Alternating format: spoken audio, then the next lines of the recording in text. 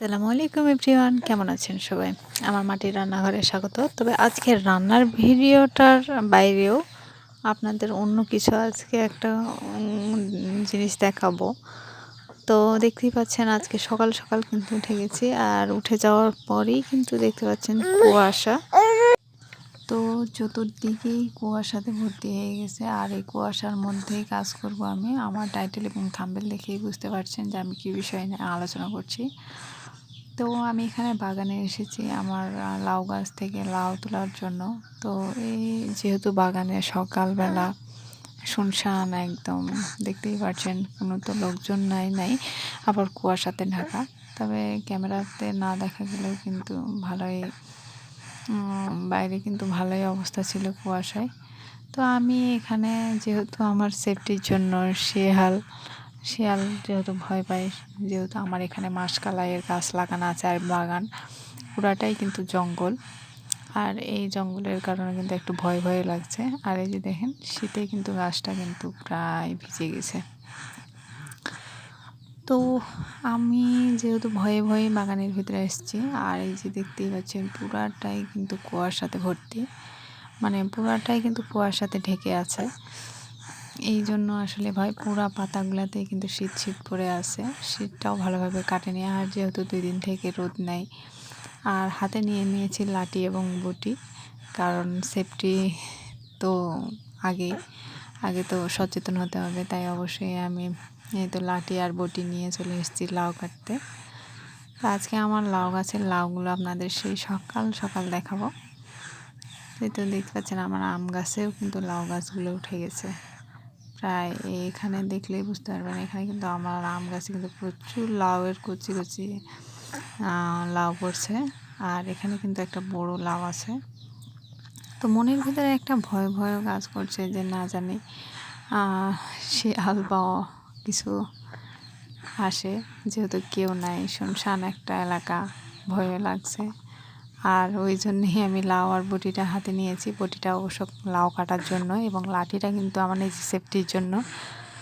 তো যাক, কেউ হয়তো আসবেন আমার কাছ দেখে। তো এই তো দেখতেই পাচ্ছেন আমার লাউগুলো, কচি কচি লাউগুলো কিন্তু অনেক লাউ ধরছে, আর অনেকগুলো ফুলও এসছে।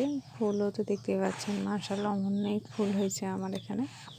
তো জঙ্গলের মধ্যে আমার পা ফেলতেও ভয় লাগছে যে হয়তো বা সাপ পোকা কী জানি আছে, সকাল সকাল না ভয় লাগে যে আসলে সাপ পোকাও থাকতে পারে। তো যাক, শেষ ভয় সব কিছু শেষ করে কিন্তু রান্নার জন্য তো আমাকে লাউ নিতেই হবে। তো এই জন্য বের হয়েছি। আর দেখতেই তো পাচ্ছেন আমার গাছে প্রচুর পরিমাণে লাউ ধরছে, কিন্তু যেহেতু শীতের সময় অনেক আপুরা আছে যারা শীতে লাউ খান না, আমরাও অবশ্য সেরকম লাউ খাই না। তো আজকে ইচ্ছা হলো, যেহেতু লাউ গাছে লাউ ধরছে সেহেতু খাই একটা। আর আমাকে প্রায় সকাল সকাল রান্না করতে হয়, যেই কারণে আজকে খুব সকালে বেরিয়ে পড়েছি লাউ তোলার জন্য। তো আমার লাউ গাছে লাউগুলো কেমন হলো এবং কতটা ভালো লাগলো অবশ্যই আমাকে জানাবেন। আর আমার চ্যানেলটিকে অবশ্যই সাবস্ক্রাইব করে দিবেন এবং একটি লাইক করে দিবেন, কারণ আপনারা লাইক করলে কিন্তু ভিডিও করার আগ্রহটা আমার বাড়ে। তো যখনই লাইক না পাই তখনই কিন্তু মনটা খারাপ হয়। তো আশা রাখছি যে আমার ভিডিওটা দেখবেন অবশ্যই একটা লাইক করে দিবেন। আর আমার কিন্তু অনেক কথাতেই ভুল ত্রুটি হয় জানি, ভুল ত্রুটিগুলো অবশ্যই ক্ষমার দৃষ্টিতে দেখবেন।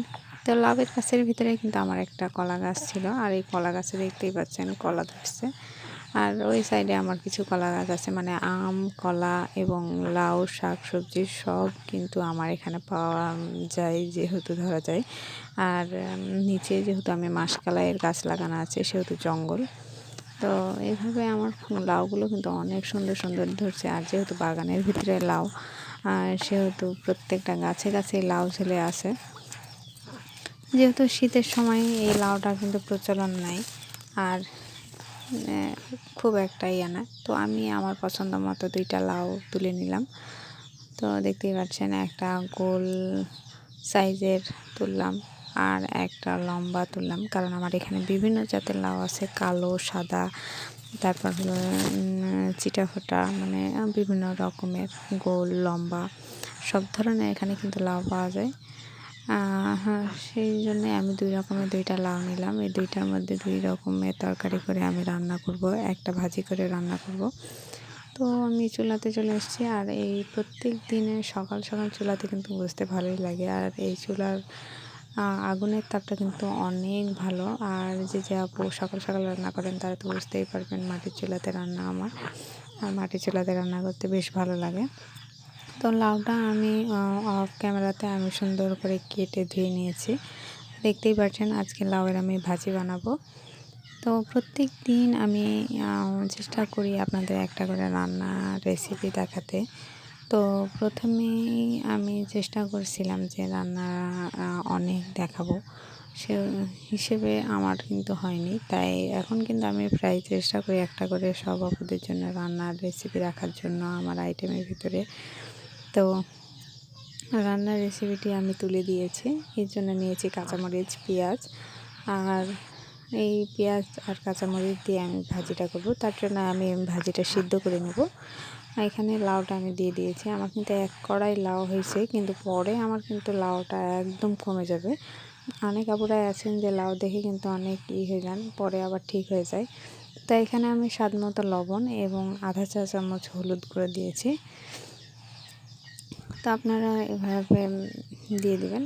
আমার হলুদ গুঁড়োটা আমার একটু বেশি হয়েছে, আপনারা একটু কম করবেন, কারণ কম হলে ভালো। তো এখানে আপনারা পানি প্রয়োগ করতে যাবেন না, ওইভাবেই সিদ্ধতে চড়িয়ে দেবেন, কারণ লাউ থেকে অনেক পানি বের হয়। আর পানি যদি ভুলবশত পানি দিয়ে ফেলেন তাহলে কিন্তু অনেক পানি হয়ে যাবে, সেটা মরতে কিন্তু অনেক দেরি হবে। সেহেতু আমি এভাবে হালকা হালকা করে নেড়ে নেব। দেখতেই পাচ্ছেন আমার কতগুলো পানি বের হয়েছে, আমি কিন্তু একটুও পানি দিইনি। আর এই দেখতেই পাচ্ছেন আমি কিন্তু একটুও পানি দিইনি, সম্পূর্ণ আমার লাউ থেকে পানি বের হয়েছে। আর আপনারা চাইলে লাউটাকে আগেই ধুয়ে নিতে পারেন, অনেক আগেই ধুয়ে নিতে পারেন। তো দেখতেই পাচ্ছেন লাউয়ের কালারটাও কিন্তু অনেক সুন্দর এসছে, ভাজিটাও।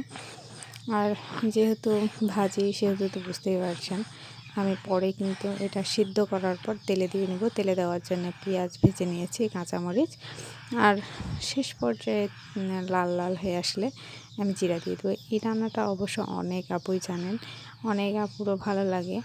তো শীতকালে লাউ যদি না ঝোলঝোল করে খেতে চান তো অবশ্যই এভাবে ভাজি করে খাবেন, ভালো লাগবে ইনশাল্লাহ। তো আমার মতো চেষ্টা করবেন এইভাবে লাউ ভাজি রান্না করে খেতে। তো শীতের সময় অনেক আপুই লাউ দেখে ভয় পান, এড়িয়ে যান। তো এইভাবে খেলে অবশ্যই ঠান্ডা লাগবে না, আর ভালোও লাগবে।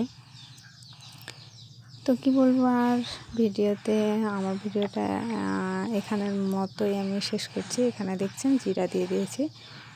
তো আপনারা এইভাবে অবশ্যই জিরা দিয়ে ভেজে নেবেন আর মাখিয়ে নেবেন, তাহলে ভালো লাগবে। তো দেখতেই পাচ্ছেন আমার অতগুলো লাউ ভাজি কিন্তু আমার একটু হয়ে গেল, কারণ আমি অনেক লাউ দিয়েছিলাম, আর সেই লাউটুকাই কিন্তু অল্প হয়ে গেছে। আমি ভালোভাবে ভেজে নিয়েছি। আপনারা লাউ ভাজিটা যত ভাজাবেন বা কষাবেন তত ভালো লাগবে। আর এটা কিন্তু বেশি ভাজা হলে কিন্তু ভালোই লাগে খেতে, কারণ গরম ভাতে লাউ ভাজি অনেক সুন্দর। অবশ্যই আপনারা ট্রাই করবেন, আমার জন্য দোয়া রাখবেন। ভালো থাকবেন সবাই। আসসালামু আলাইকুম।